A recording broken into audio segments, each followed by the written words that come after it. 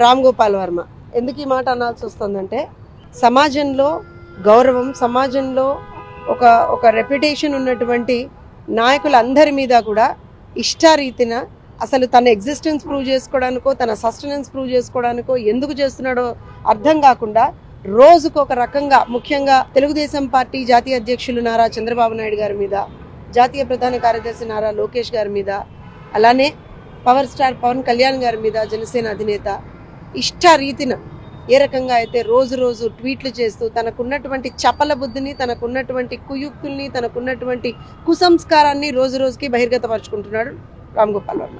So ఖచ్చితంగా ఇవాళ ఇక్కడ మీరు చూస్తూ ఉన్నారు, ఇది అతని ట్విట్టర్ అకౌంట్లో అనుక్షణం కూడా అతను పోస్ట్ చేస్తున్నాడు. ఇది ఒకటి కావచ్చు, మార్ఫ్డ్ ఫోటోగ్రాఫ్స్, ఎక్కడికక్కడ morphed photographs, and also censor board ఇచ్చినటువంటి సర్టిఫికెట్ని కూడా ఈ రకంగా మార్ఫ్ చేసి నేను చూపించుకుంటాను అని చెప్పి తాను ఆ అనుక్షణం కూడా తనకున్నటువంటి ఆ ట్విట్టర్ సోషల్ మీడియా సాక్షిగా రోజు రోజు ఇలాంటి పిచ్చి పనులు చేస్తూ ఉన్నాడు. సో నాకు తెలిసి ఏదో ఒక రకమైనటువంటి మానసిక రోగంతో బాధపడుతున్నటువంటి రామ్ గోపాల్ వర్మ గారి మీద ఖచ్చితంగా యాక్షన్ తీసుకోవాలని చెప్పి ఇవాళ ఇక్కడ కమిషనర్ ఆఫ్ పోలీస్ గారికి వచ్చి మేము వినతి పత్రం ఇవ్వడం జరిగింది. ఎందుకనంటే రామ్ గోపాల్ వర్మ అనేటువంటి వ్యక్తి ఇవాళ రోజున ఒక మ్యాలిషియస్ ఇంటెన్షన్ తోటి మా నాయకులకు ఉన్నటువంటి ఒక గౌరవాన్ని, ఆ గౌరవ మర్యాదలకి భంగం కలిగించేటువంటి విధంగా, అలానే ఒక క్రిమినల్ కాన్స్పిరసీ తోటి, అంటే ఏదో ఆషామాషి వ్యవహారాలుగా ఇతను ఏదో చేస్తున్నాడని అనుకోవడానికి లేదు. దీని వెనక ఎవరో పెద్దవాడే ఉండి దాన్ని ఎక్కడికక్కడ ఫండ్ చేస్తూ వెళ్తున్నాడు అనేటువంటి కూడా స్పష్టం. ఇతను ఇలాంటి చేష్టల వల్ల రాష్ట్రంలో, అక్కడ ఆంధ్రప్రదేశ్లో కావచ్చు, ఇటు చంద్రబాబు నాయుడు గారి అభిమానులకు కావచ్చు, పవన్ కళ్యాణ్ గారి అభిమానులకు కావచ్చు, నారా లోకేష్ గారి అభిమానులకు కావచ్చు, అందరికీ కూడా ఇబ్బంది కలుగుతూ ఉంది. రాష్ట్రంలో, అక్కడ ఆంధ్రప్రదేశ్ రాష్ట్రంలో ఒక విధమైనటువంటి అన్రెస్ట్ అనేటువంటిది వచ్చింది. సో ఖచ్చితంగా దీన్ని అడ్రస్ చేయాల్సినటువంటి బాధ్యత ఉందని చెప్పి ఇవాళ కమిషనర్ గారికి విన్నవించుకోవడం జరిగింది. దానికి సంబంధించినటువంటి మేము ఇవాళ ఇక్కడ ఒక కంప్లైంట్ ఇచ్చున్నాము, దానికి సంబంధించినటువంటి ఎక్నాలెడ్జ్మెంట్ కూడా తీసుకున్నాం.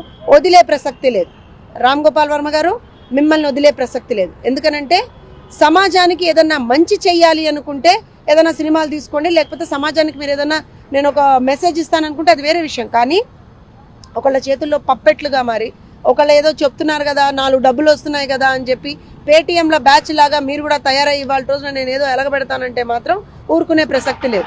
చంద్రబాబు నాయుడు గారి అభిమానులుగా, నారా లోకేష్ గారి అభిమానులుగా, పవన్ కళ్యాణ్ గారి అభిమానులుగా, మంచిని అభిమానించేటువంటి అభిమానులుగా, సంస్కారాన్ని అభిమానించేటువంటి అభిమానులుగా ఎవ్వరం కూడా నోరు మూసుకునేటువంటి పరిస్థితి లేదు.